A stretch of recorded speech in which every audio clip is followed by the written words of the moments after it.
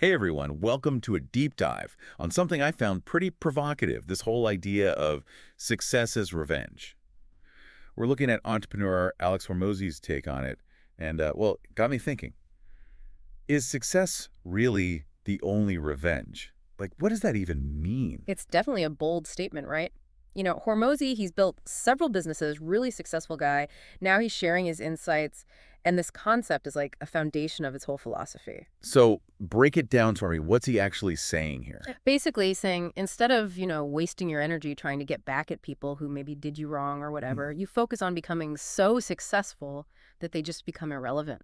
Hmm. He uses this analogy. It's like you cast such a huge shadow that your rivals just kind of disappear in it. I get the imagery, but doesn't that mean you're still kind of letting those people live in your head rent-free? Like, giving them power over you? That's a really good point. And it's something Hormozy actually addresses head on. He calls that kind of motivation toxic fuel, basically letting the people you dislike control your actions. Toxic fuel. I like that. Yeah, it's like, imagine you decide to get totally ripped at the gym, but your only motivation is to make your ex jealous. Okay. Yeah, I see what you mean. It's absurd, right? You're letting their values run your life. Totally. It's like you said before, you're giving them power. But Mhm. then isn't some competition a good thing? Doesn't it push us to do better? It absolutely can. Mm-hmm.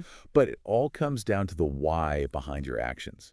If you're always looking over your shoulder, worried about what others are thinking or doing, are you really free to pursue your own goals? That's true. So how do you separate like the healthy competition from that toxic fuel stuff? It goes back to not giving those people power over you. Hormozy talks about how, for a while, he was driven to out-earn his own father. Oh, wow.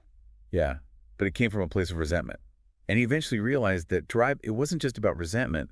It was also about the work ethic his dad had instilled in him. The irony is, his dad, the person he was trying to surpass, maybe he was the perfect father for him all along. Wow, that's pretty profound. It sounds like he reframed that whole experience, right? Took something potentially negative and turned it into a source of strength. Exactly. And he talks about how his childhood, not a ton of support, his dad working all the time, it actually helped him become a successful club promoter later on. How so? All those years he spent observing social dynamics, kind of out of necessity, it became Mhm. this valuable skill. So even bad experiences, I guess, can have a positive impact. You just have to find the lesson. That's a great way to put it. And it's something we can all relate to, right? Think about a time when you faced a really tough challenge.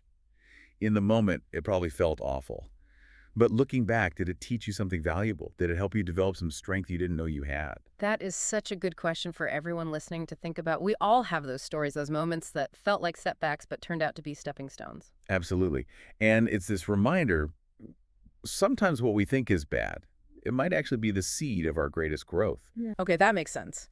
We've talked about toxic fuel letting our haters run the show, but there's also this huge societal pressure to prove people wrong or to win their approval.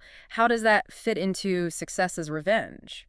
That's a great question, and it brings us to something called mimetic desire. Have you ever heard of that? Mimetic desire. That's a new one. Tell me more. So mimetic desire, it basically means we end up wanting things just because we see other people wanting them. Interesting. Like this unconscious imitation. Think about all the trends we see, right? Clothes, gadgets, even careers.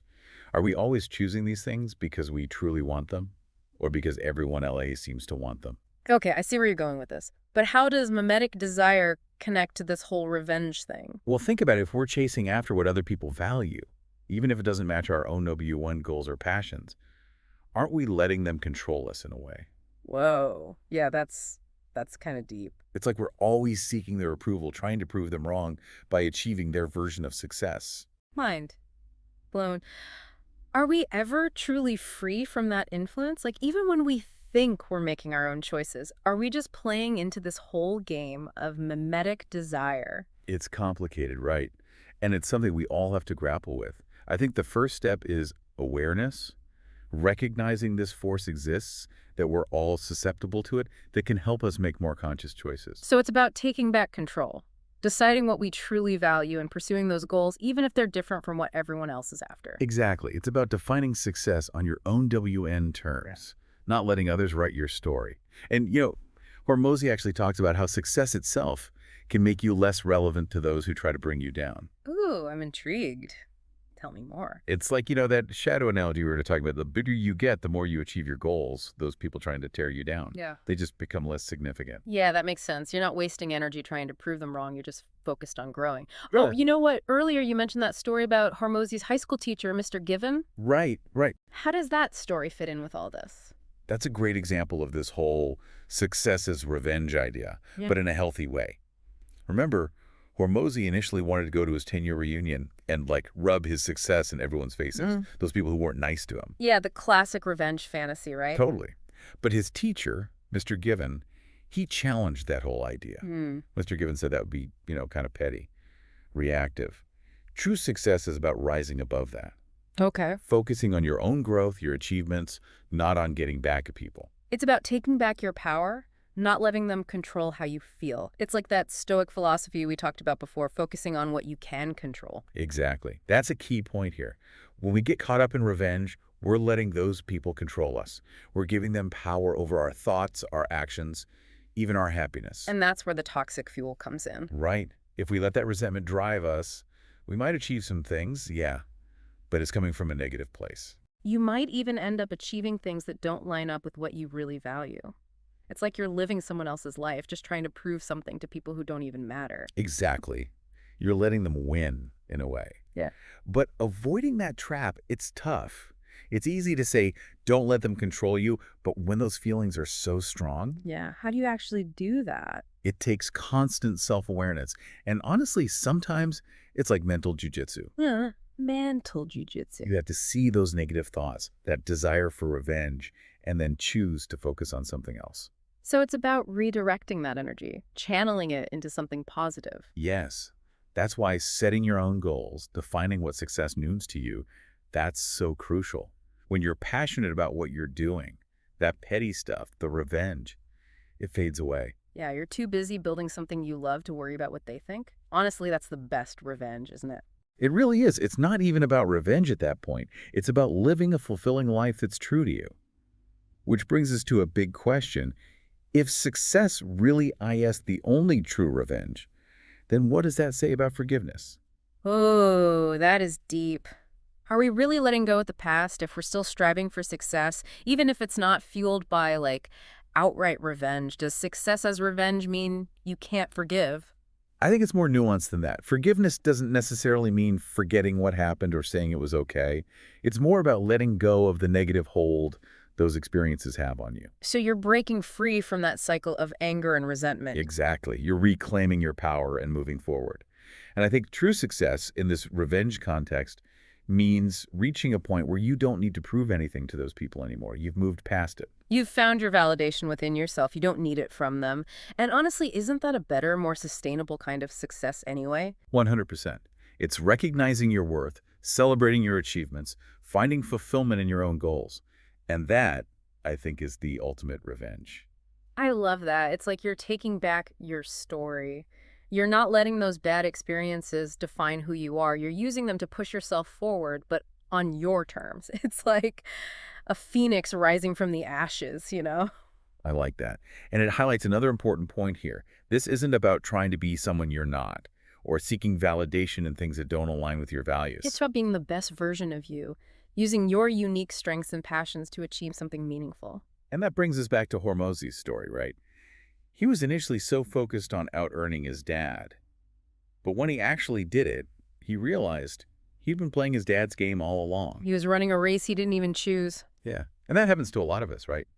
We caught up chasing goals that aren't really ours, trying to prove ourselves in areas that don't truly matter. It's so easy to fall into that trap. And that's one of the trickiest things about mimetic desire. We end up chasing things just because we see other people valuing them without even asking ourselves, do I actually care about this? So we need to, check in with ourselves sometimes, huh? Ask, what game am I even playing here? And do I even want to win this game? That's kind of scary, to be honest. It can be, yeah. It takes a lot of honesty with yourself, self-awareness to really look at your motivations, especially with, all the outside influences, societal norms, family expectations, what you see on social media. Yeah, no kidding. It's like everyone's telling you what you should want, what success should look like. But then you realize maybe those definitions don't fit you. Exactly. And that's where the power of this success is revenge thing really is. It's not about fitting into someone else's definition. It's about defining it for yourself. Which takes courage, right? Saying, this is what matters to me, and I'm going to go after it, even if it's different. Oh, absolutely. It takes courage to break free from those expectations. Forge your own path, even if it means maybe disappointing some people along the way. But isn't that ultimately more fulfilling?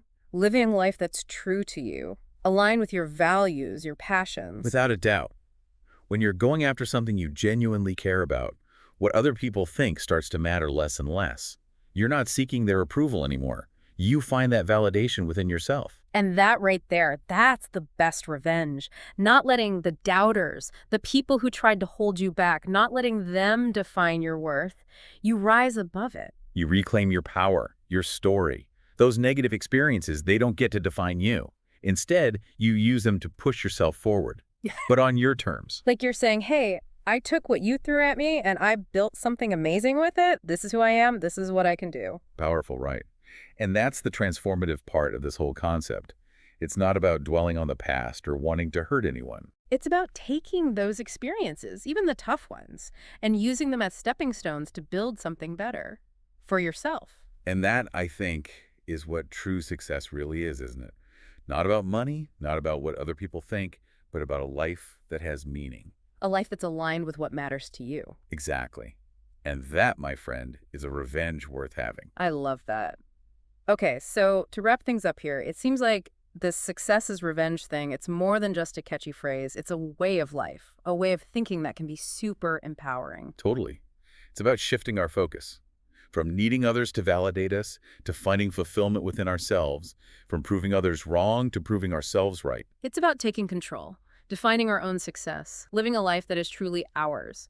So if success really is the only revenge, maybe the most important question is, what will your success look like? Something to think about, everyone. Thanks for joining us for this deep dive.